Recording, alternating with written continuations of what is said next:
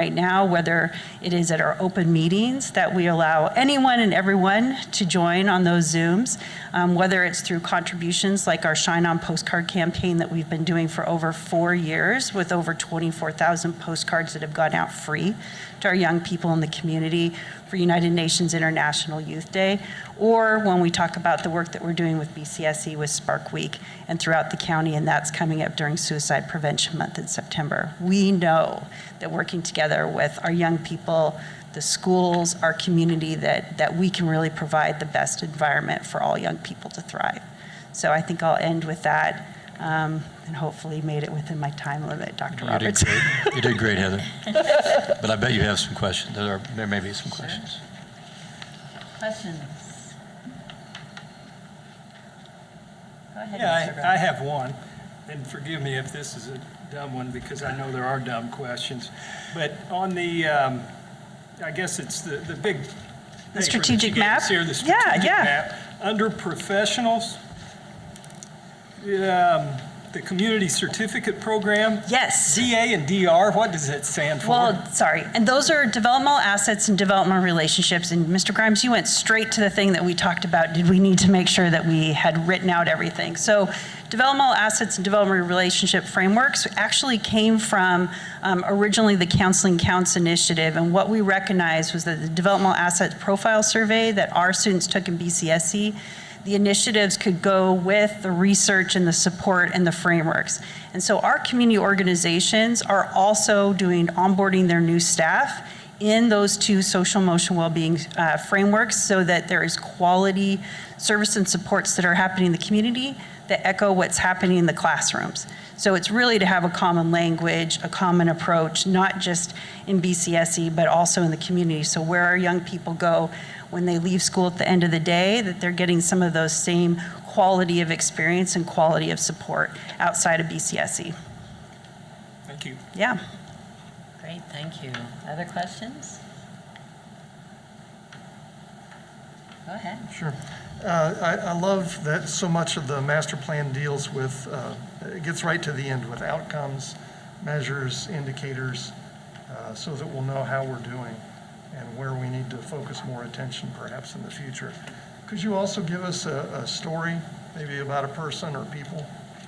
Sure. So there's so many things that have been connected even to BCSC over the years with Council for Youth Development. I would say one of our proudest is we piloted the Youth Ambassadors. So you may have seen those in the newspaper, or you may have seen it in some of the work that's happening. Those Youth Ambassadors, there were 19 that we piloted this year. Those high school students from across the county, most of them from BCSC. And those students over the course of the year actually built their skills and built their experience around service learning. So as an example, they actually helped put on and design the Youth Empowerment Summit, where other high schools were a part of. So our students are really applying all these principles and these frameworks in a really easy way for them to give back to the community, and also really have them increase their own kind of self-confidence and personal identity as well. So lots of different examples, but that is probably one of my favorites. We have quite a few youth ambassadors that have decided to stay when they graduate and go to school at Ivy Tech and IUPUC, and I think that's a really marvelous thing that we're going to be able to, even as alumni for youth ambassadors, we'll be able to continue to give back in the community, so that's pretty special. Thank you. Awesome. So I'm curious, 2025 is really pretty close. Yes. So I'm curious as to that you have baseline data and you've got goals for 3 years. I mean, I'm imagining a lot of this would continue and Yes. or expand past, but you've set a pretty Ambitious. Ambitious. That's a good word. So could you elaborate? Sure. I think for us, it really hasn't been, it's been a journey from the beginning. So this truly started in 2017. So we see that many of the things that you see here actually are pretty realistic. We are already in the process of working towards these goals. So this isn't pie in the sky. Many of these things, even Dr. Roberts was on the Vision 2025 task team, we were very realistic of saying these strategic objectives, where are they going to fit best in the work that's happening right now? And if you go in a little bit deeper here, you're going to see that some of this has to be the responsibility of the coalition and kind of the leadership. But much of this is also lifting up our community partners that are already doing great work, including BCSC. So for us, we see this as a realistic timeline to get us. It's still ambitious, but really we think that because we have the operational plan to go with it, we know that what infrastructures do we need to create to make sure that we get as close as we can in 2025. And really for us, thinking if we really are this moonshot in 2030, with kind of equity in general, we have to get there. We have to start somewhere, and that is mapping out as best we can. Right. So I imagine you'll be working closely with the 2 coordinators that we now have on our team. Yes, I tried to contain myself to make sure I wasn't like whooping it up. But this is really, actually, it's an excellent investment. I would say that regardless, to me, it's really thinking forward-facing for a school district to say, yes, we're going to commit and invest in a wellness director and a multicultural director. To me, this is exactly what every school district should be doing. So I applaud the leadership that made this decision. And boy, I think we've got 2 amazing people. Yeah, thank you. Yeah. So this may not be a question for you, Heather, but can you give examples of how BCSC is a part or sharing data or working collaboratively on project? Do we put... Not 20, just No, it's a okay. I just couple. don't know if we put Mr. Jensen and Mr. Edwards on the spot. Mr. Edwards is on our I don't guiding mind. team. It seems and like you just did. Mr. Jensen. We do that a lot. I love putting you on the spot. NYS data that we survey and all of our, they have access to everything, so we share. We're on all these committees, so we get very Okay, and like the developmental assets and growth in those areas? Absolutely. Okay. We can't say enough about how Heather's been a big part of that, developing and taking that out in the community, across all the community agencies in Columbus, and in Bartow County. Awesome. I'll just add to that, in addition to meetings and community, data that share back and forth, Heather and I probably talk on the phone 2-3 times a week, so there's a lot of exchange of information that happens. And I will just brag too that, what's really exciting is that we have BCSC faculty administrators that are willing to do professional development training. Like Mr. Edwards did a implicit bias training with Indiana Youth Institute locally. He didn't have to do that, but he was already committed to this. Mr. Jensen, as just another example, when we started really this ambitious idea of doing onboarding new staff in community organizations with a certificate program, Mr. Jensen was a part of making sure that those trainings were not only tested, but that we really vetted the resources that would go with it. So those are just 2, but like Dr. Hack and Ms. Pleak and everybody that's a part of this, it's pretty deep in terms of the commitment with BCSC, and that's on purpose because really for us the idea is that we want to help push BCSC wherever they need to go from a community and kind of support and aligning the work as opposed to dictating what needs to happen or say that a particular type of program needs to happen. The idea is that we can work together using the resources that we have to help our kids. Wonderful, thank you. Are there other questions?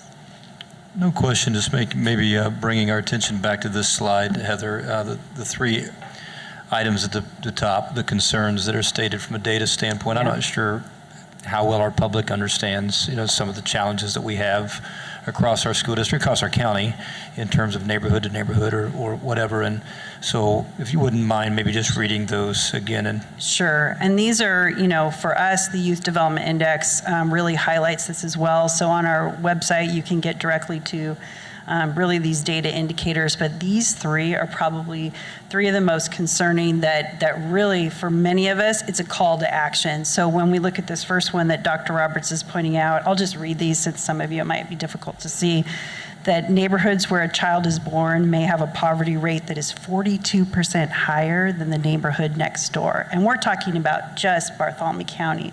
So this isn't, for us, it is absolutely our boundaries. What are our young people and what are our families experiencing? So can you imagine, just based on where you are, the situation that you're in, that big of a difference in terms of your financial stability? The second one is the median household income in one neighborhood may be as much as $66,000 higher than another, and those are households with children. So for us, that is just incredulous. It is not where we want to be, and we're not satisfied with that. And then finally, the last one really is probably the most deserving, and that has to do with 17.3 years difference on an average for a child in terms of life expectancy.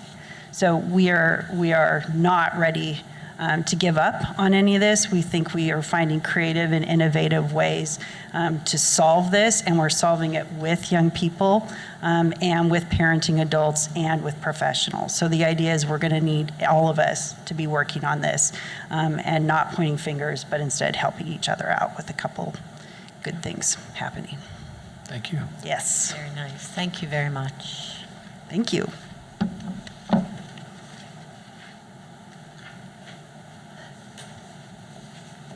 All right, we're at that point on our agenda to afford my colleagues sharing board commendations. So I'm ready. I know Mr. Grimes is. Well, thanks, Dr. Shedd. Well, I've actually got the shortest list that I've ever had. Oh, and wow. Dr. Roberts covered a bulk of it, but in the intro regarding the BCSC alumni, but be too weird for me to not say something. So I'll probably repeat a little of what he said and maybe add some new. So, and I think they're worthy of mentioning again. Jennifer Rumsey, Columbus East, Purdue, MIT graduate, on being appointed the first woman to ever serve as the CEO of Cummins. And the other that I wanted to mention, I happened to go to school with, Lee Bridges, North grad, who won state titles in '84 and '85 in the 400, went on to become an All-American at the University of Illinois, and just about a week ago, I think, as Dr. Roberts mentioned, in Finland, won the world championships in the 400 for his age group. And Lee, a super nice guy and an incredibly humble guy, has a goal of setting the world record in his age group for both the 400 and the 200 within the next years. There are a couple events coming up through United States Track and Field where he'll have the opportunity to do that. So cool stuff for some BCSC alumni there. Awesome, thank you. Are there others? Yes? Well, the presentation we had tonight, I'd like for Heather to carry back to the council the board's commendations for the work that the council and all the partner agencies and organizations that are participating in this important work. But then also, and Heather probably won't mention this at the meeting, but we're very lucky as a community to have Heather in the position that she's in. The skills, experience, and persistence that Heather brings to the position has really helped make a difference at the council and in the community at large. Wonderful, thank you.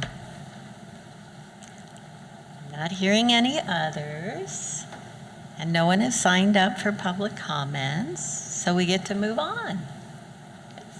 So I'm turning to my colleagues if you have any reports from committees or work that you've done that you'd like to share. Go ahead, please. Thanks, Dr. Shedd. Just a couple things to the School Foundation. School Foundation is currently about midway through their annual campaign, Giving Hearts for Growing Minds. A lot of donations coming in. White River Dental has just signed on as a sponsor for events through the 22-23 school year. And the director of the foundation, Nicole Cunningham, has a number of other sponsorship meetings scheduled in the near future with several other local companies. The school foundations also recently refreshed their advertising through White River Broadcasting. And also a plug for August 13th to be celebrated perhaps as kind of a close to get back to the beginning of school event. Brighter Futures for All 5K at the soccer complex. Saturday, August 13th, 8:30, and walk or run, and we hope to have a lot of people there, as proceeds will go to the unrestricted fund of the school foundation, and you can register at bcsfstars.org. Awesome, thank you for that. Anyone else? I'm not forgetting you, Pat, all the way down there. Okay, just checking. All right, next we have cabinet reports, and it appears the first one is from Dr. Bozeman.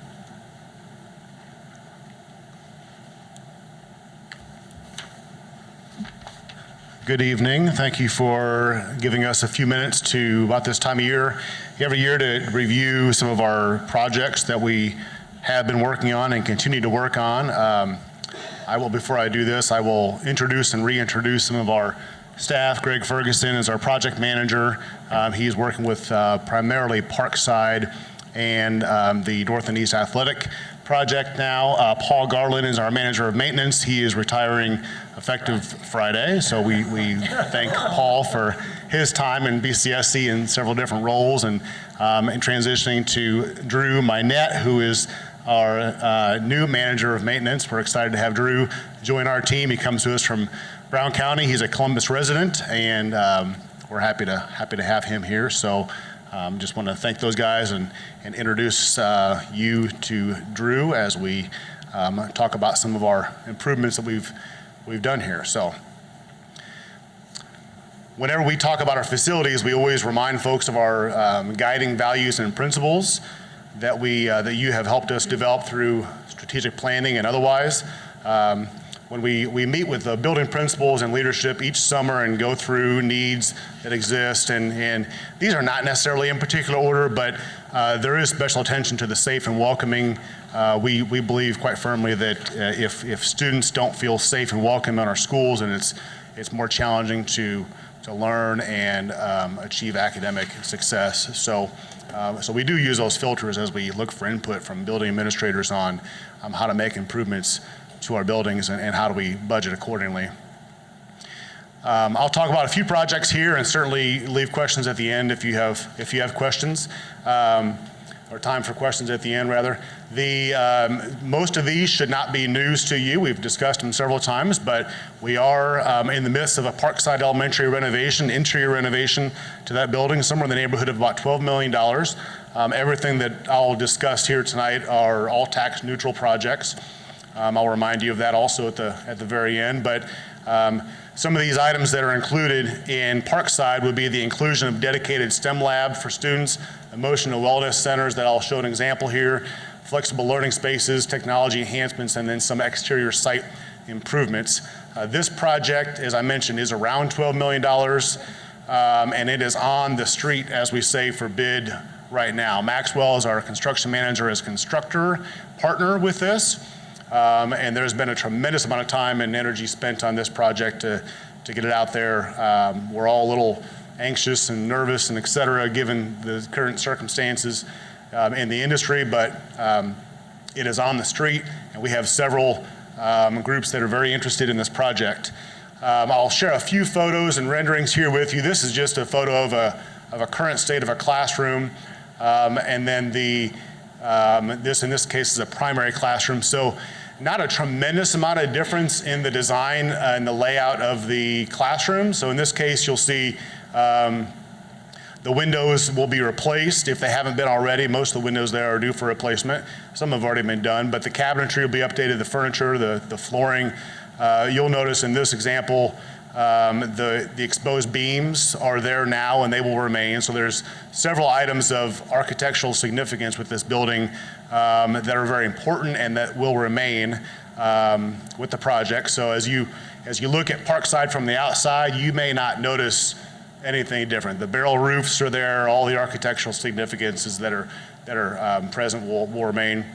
But many interior renovations. The second example is a little more obvious with changes. So this is looking outside of that same classroom. That's the Harrison room on the right there, which is a large group space on the inside of that wall. To the left are boys and girls gang-style restrooms. And what this will look like here under renovation from that same view is basically that wall is gone, and this is an expanded flexible learning space. So in this case, this would be maybe a second grade example to where you're looking at 2 other second grade classrooms across the atrium there. And then behind that green wall in the middle would be a small group room. So featuring a lot of glass, a lot of clean lab type space in here for students. Students can come out here and learn at the tables while the instructor is inside. They can see, and kids can move a little more freely between classrooms for instruction. In this example, the restrooms are behind that small group room. So if you walk through that classroom and then turn left, there's a coat area there, and then 2 individual restrooms there. So they're gender neutral, and the elimination of those gang-style restrooms that you saw in the previous example here. So something else of note here: the beams. The beams, there are beams there, but they're behind that drop ceiling. So they'll be exposed again, and then you can see the natural light, the use of the natural light in the space there as well. So I won't get into too much of this, but this is a 2-year project that will happen with students in the building, of course. This is too large of a project to just be done over the course of several summers. Parkside and Mr. Smith and Ms. Bodart have been great with working with us on this, but they'll utilize temporary classrooms to make this happen. So they've freed up some space, and those temporary classrooms are in a position now to where they're ready for students in the 4 rooms to the bottom right. But then once matters are ready to go, they'll utilize the gym for additional temporary classroom space. And then they basically rotate classrooms through the temporary classrooms in each of the phases, which are about 9 weeks long each. So in this model, this has the first phase completing around Christmas of this year, which is phase 2 on your map here, the pink color. I only know primary color, so we'll call that pink. And then each of the phases 9 weeks in duration through February of 24. I mentioned a couple of particular items that we'll highlight here. So these wellness centers, which we will include here at Parkside Elementary, goes well in line with Heather's presentation earlier. These are things that we in BCSC value, and now we're designing our buildings to reflect that value. So in this case, if you're a student walking near the office, you may turn left for physical wellness to see the clinic and see the nurse, or you may turn right to seek emotional wellness where our counselors are and have dedicated spaces for these type of services.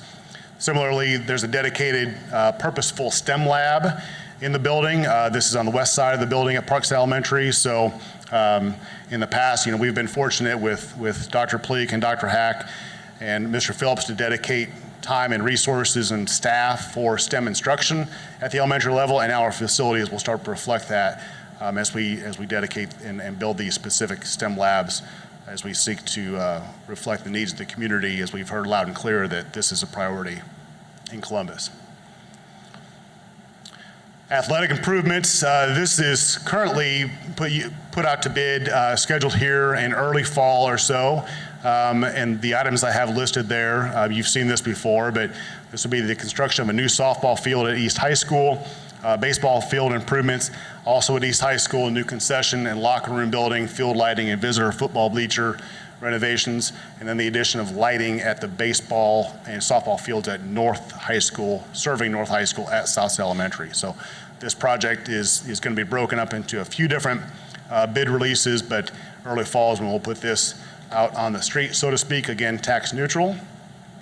And just as a reminder, this is the location where that new softball diamond will be at East High School. It's currently a Parks and Rec baseball field that you see that we work really closely with Parks and Rec with the city for that project. So we're excited to get that out to bid here also soon as well. Other ESSER and federal dollar projects that we have that are upcoming, HVAC improvements at Schmidt Elementary, and then building control projects north and east are already underway. We are expecting those to be done by the end of December of '22, and then some HVAC control replacements of the other buildings that are listed, and then boiler replacement at Northside Middle School, which is already complete.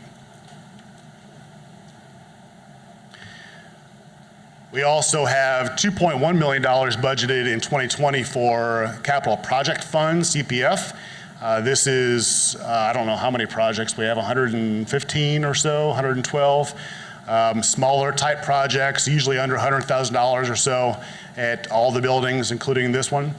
So it's a sampling of some of those projects that I have listed here: security camera upgrades and art room renovation at Fadria. We have a lot of buildings that are in need of restroom renovations, so we tackle those.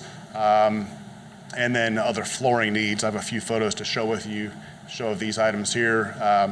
It's a new renovated gym floor at Richards Elementary. That's Drew looking over like a proud father of the gym floor there. He seems very happy with the way it looks. Rock Creek Elementary had some elevation issues to address there and made some improvements there at Rock Creek. This is the bus lot at North High School that's been seal coated and painted, but more importantly, the installation of these safety bollards here. If you've been by there in the afternoons, you'll see a lot of kiddos out there transitioning between buses. So under that safety category of our guiding values and principles, this was a need identified. A lot of flooring changes. That's North High School Athletic Training Center. That's a 2-year project that's complete now on the right. And then, as I mentioned, a lot of bathroom renovations. I won't share with you all the bathroom photos, but there's a sample there for you.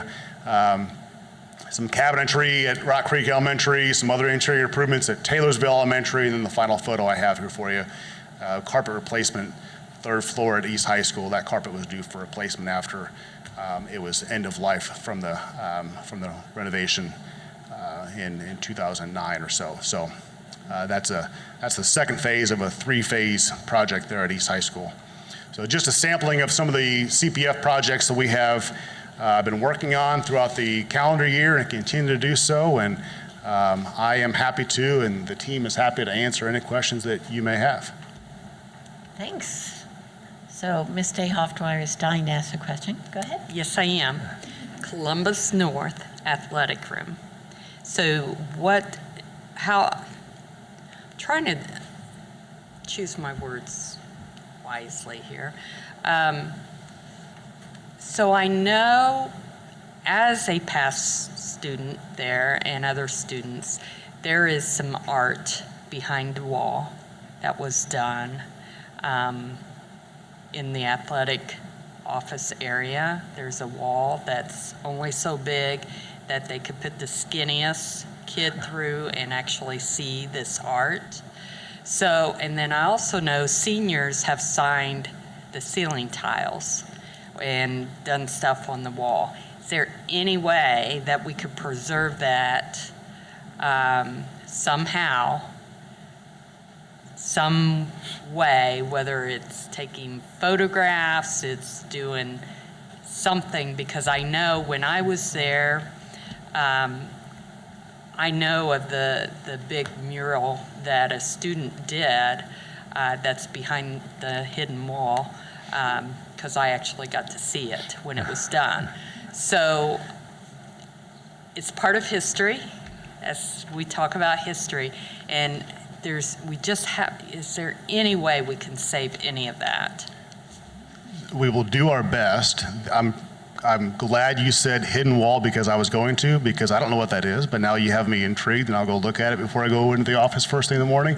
I'm looking at Greg, he's shrugging his shoulders. So without giving an empty promise, we will look at it and do our best. And I'm going to find the hidden wall myself. Okay, well, if you need some assistance, there's someone in the audience that also knows about the hidden wall, because when Mr. Souter, before he left, we all talked about the hidden wall, and Elizabeth Dwyer can assist you in locating the hidden wall. Noted, thank you.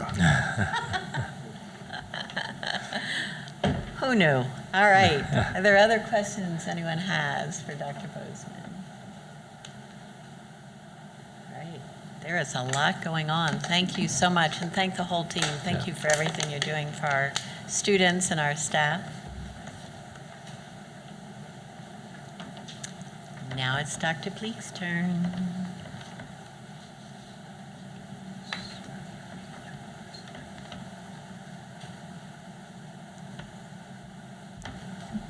Good evening. Here to give an update on our pathway to teacher licensure. Last year, if you recall, we came to your approval to use ESSER funds to help recruit and retain teachers and look for creative ways. So we launched a paraeducator pathway, and we currently have 7 individuals hired in full-time positions going to school to obtain their bachelor's degree for us. So that is working very successfully. It's a 4-year commitment from us, and we're excited for that. And so an update is we are continually asked what else we're going to do, what other approaches. Staff members are asking. The DOE is also asking corporations to be as creative as possible with recruiting and retaining teachers. There are a lot of articles going across the state about the over 2,400 jobs posted in education across our state. I figured you might ask, so we have 19.5 openings currently for our positions for teachers.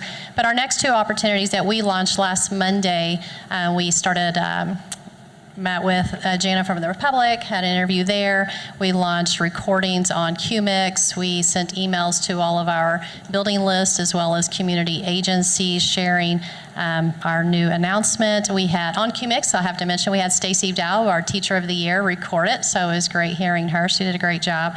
But the 2 that we have that we are going to do this year and track and monitor is a transition to teaching pathway paraeducator, and it is for educators that have bachelor's degrees currently that are interested in becoming teachers, but they don't feel that they're ready for a classroom yet. They want to gain some experience forefront in the classrooms. Because at this time currently, people with bachelor's degrees, not in education, can apply for education or teaching positions, go back to school and work at that time. But last year we kept hearing from a lot of them that were interested, but they weren't ready for the teaching position yet. So we launched 2 initiatives last week. One is to hire people with bachelor degrees that want to become teachers as instructional TAs in the areas, whether it's elementary or secondary, and in the content area that they choose, for them to apply for the position. The position was posted last Monday. We have information sessions. One was tonight, and the other one is Wednesday night. We had 30 attend this evening. We have 62 signed up to learn more that have bachelor's degrees, so we're excited. The other thing that we mentioned is we currently do have teachers in our classrooms on emergency permits or transition to teaching permits, and we will probably hire some that will need to do that as well before school starts. So with that, we're looking at a tuition reimbursement for teachers up to 6 credits each semester. There will be an MOU, Memorandum of Understanding, that both groups will sign for both of these initiatives. But it's just trying to be as creative with ESSER dollars as possible, and to maximize the funding to help meet our strategic plan, our vision of being the choice to learn, work, and play, and also in our focus area of excellence and high expectations to attract and retain a diverse, high-quality staff, and part of that is implementing an educator development and recruitment program. So these are the next 2 steps we will be taking to do our best to attract and retain the best educators in front of our students. So wanted to give you the update there. A lot going on. Any questions with that? All right, any questions? Yeah, Mr. Burns. Yeah, Dr. Pleek. I've actually got, I think, 3 former students who have bachelor's degrees. They currently do not like their profession and have expressed an interest to me in becoming teachers. So I told them I would investigate and get back to them. So who would you or someone else here be the best contact person for me to recommend them to come to here? Give them my email address, pleekg@BCSC. Yeah, All yes, right. me. Send it to me. Very good, thank you. Yeah, absolutely. And so with that, I will mention that when we get into it, they have to apply for the position. We are going to interview, but we will have elementary and secondary principals serving on the interview teams, because I told them this is a very important thing that we were doing, and these people could actually be sitting as teachers next year in our classrooms. So we need to hire the best ones this year so they're ready next year. Awesome, awesome. Other questions? All right, thank you so much. We Thank you. appreciate the initiatives.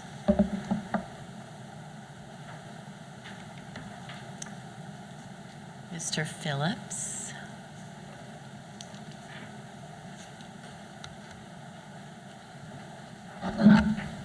Good evening, Dr. Shedd, board members, thank you. This is the second quarter financial report. We go over each quarter. I'll go relatively quickly because there's not a lot of variance to point out to you. From a revenue perspective, education fund up about 6.5%, which is expected with the ADM growth and per pupil tuition support.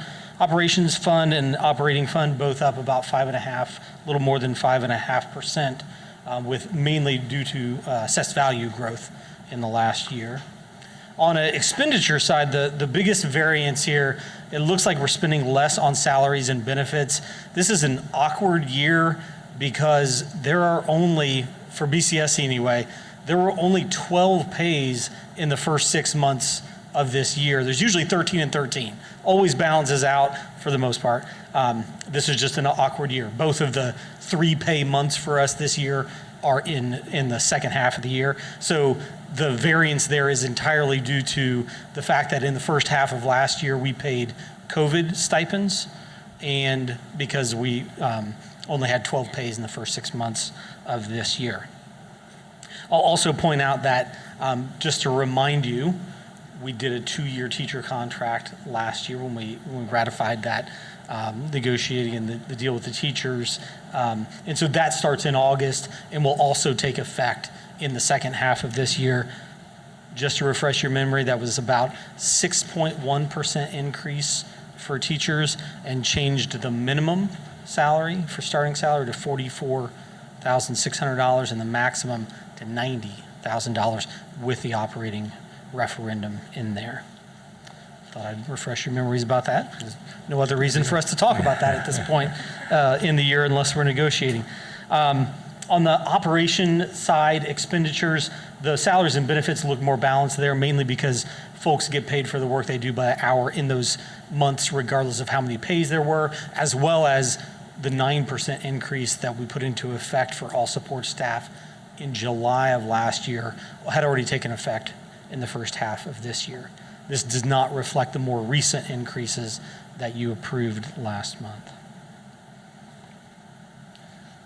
On operating referendum, no notable variances there. Teacher salaries higher than what they were in the last year, and we expect that to continue to creep up as more and more teachers are retained and hit those experience increases that are part of that operating referendum.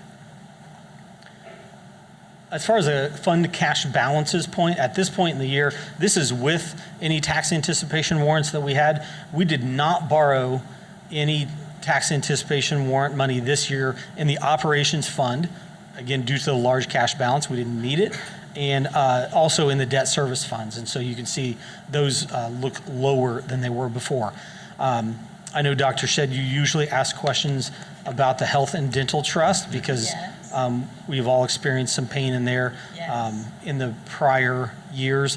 The decline there is about $700,000 over last year. So the cash balance between health and dental combined is about $700,000 less than it was last year.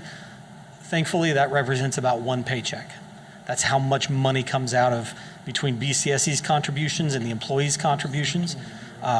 That is about one paycheck. And so that's exactly what's missing in the 12 pays we had in the first year. So had we had 13 pays in the first 6 months of this year, that would be we would have about the same exact cash balance that we had last year at this time. Awesome, thank you. When you Thanks take for out the- anticipating my questions. Do these enough? You anticipate the questions, I guess. When you take the tax anticipation warrant money out of the picture, this is the actual cash balances at the projected, I guess if you projected this 6 months through the end of the year after we pay back any of the tax anticipation warrants. And you can see in most cases, the balances are healthy and a little bit higher than what they were last year. happy to answer any questions you might have. Thanks. Well, mine's taken care of. Any other questions that you all have? Well, it's great news. Thank you for sharing great news with us.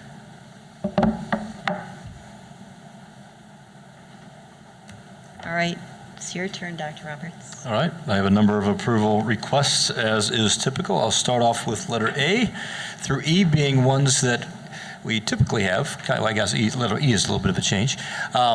Minutes of the regular school board meeting from June 13th, supplemental contracts, school fundraisers, claims, and payroll. Then we have slipped in that letter E, 2022 to 2023 reopening plan. And we have a statement there, and I'll need to clarify that just for you for a little bit. If you recall the last couple of years, our reopening plan has been pretty detailed. We've had a lot of conversation on that. It's a little bit more simple this year, but things that revolve around safety aren't always the most simple. There will be some complications that I'll talk about here in just a second. But the statement that we have on our website that is required for ESSER funding. So this is a requirement to continue to receive ESSER funds, as you have to have something basically saying you're going to have a reopening plan and go back to school. And so that statement says that we plan to return to in-person full-day instruction with no COVID-19 restrictions for the upcoming school year, pending approval by you all. Now, that no COVID-19 restrictions, I don't want that to be too confusing. What we are trying to say here is that we're basically starting next year as we ended the last year. So masks and specific social distancing, all those kinds of very specific things that we put in place are not necessarily a part of the plan.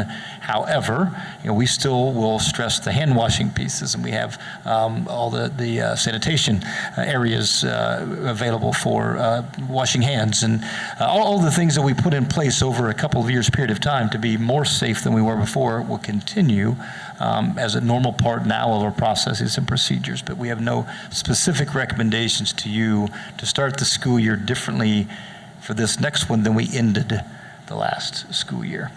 But So we're that's- still continuing the virtual pathway.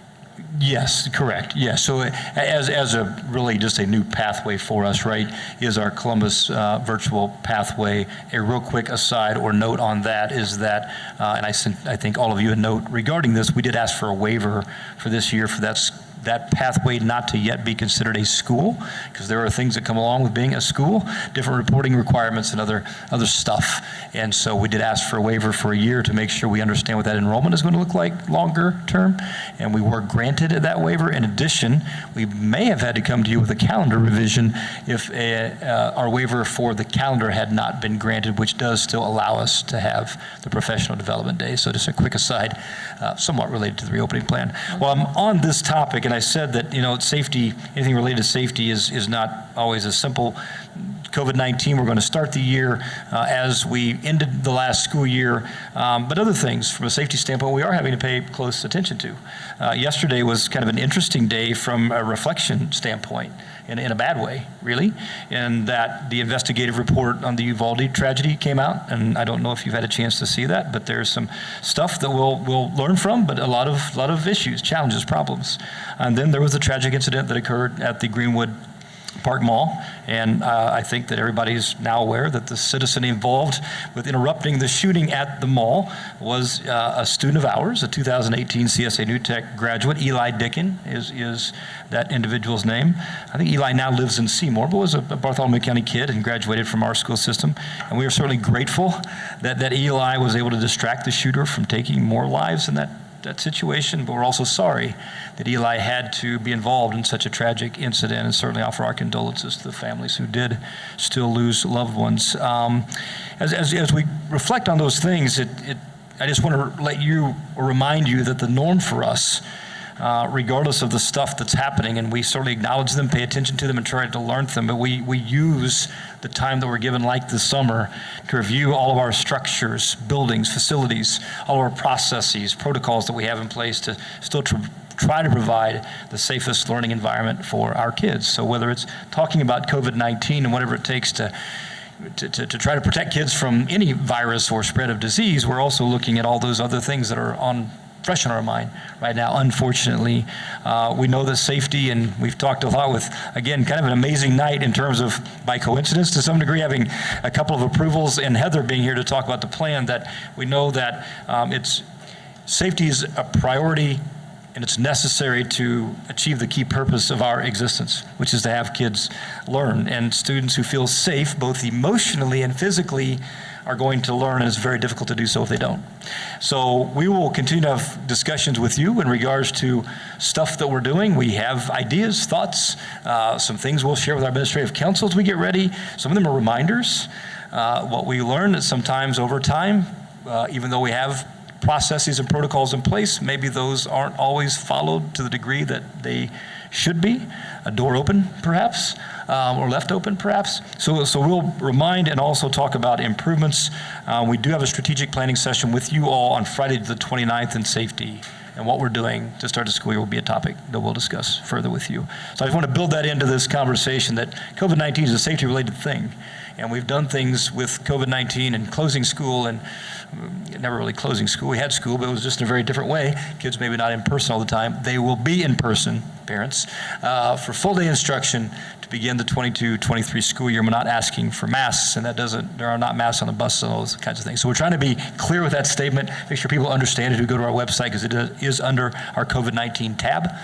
So that's the way we've chosen to word it. Hopefully you'll accept that wording and understand what we're referring to there. Letter F that I have is just that Neola policy, second reading, 5330. That is on use of medication in our school buildings, and just a little bit different times, perhaps, or as things change.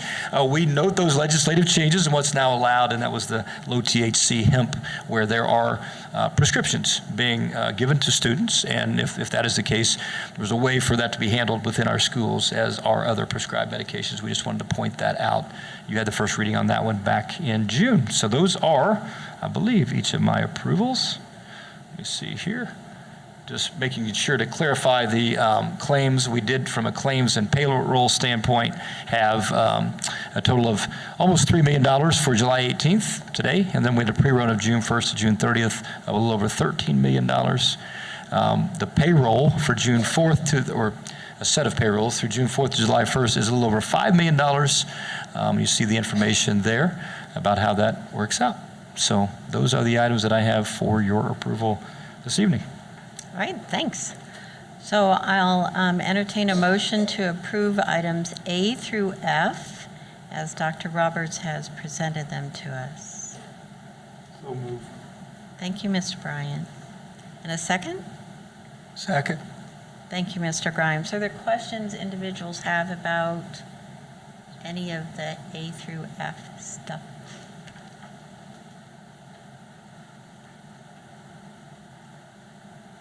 All right, hearing none. All those in favor of items A through F as they've been presented to us, if you'd signify by saying aye. Aye. Those opposed? Not a soul. So they are passed unanimously, Dr. Roberts. Thank you very much. All right, we do choose to end each of our meetings with the opportunity for individuals to offer input or comment based on all the information that we've heard. So I'll start with Mr. Grimes. Just want to say thank you to Mrs. Carson for taking the time to be here this evening and sharing all the current work going on at CYD and the master plan for the future. So thank you. Thank you. Ms. DeHoff-Dwyer. Congratulations to you ladies for getting voted in, and we look forward to seeing your great work. Thank you. Mr. Stenner. Just ditto what my colleagues have started, the work that we've talked about tonight. Council for Youth Development, our multicultural coordinator, and our director of wellness. Very important work. Wonderful. Thank you, Mr. Stenner. Mr. Bryant. Way down there. Oh, I had a thought there. I did have one. I knew it was coming. Did you mention something about a chair? Yes, I did. And what chair were you thinking of? The chair's out. He was just helping a person across the gymnasium, No, Pat. no.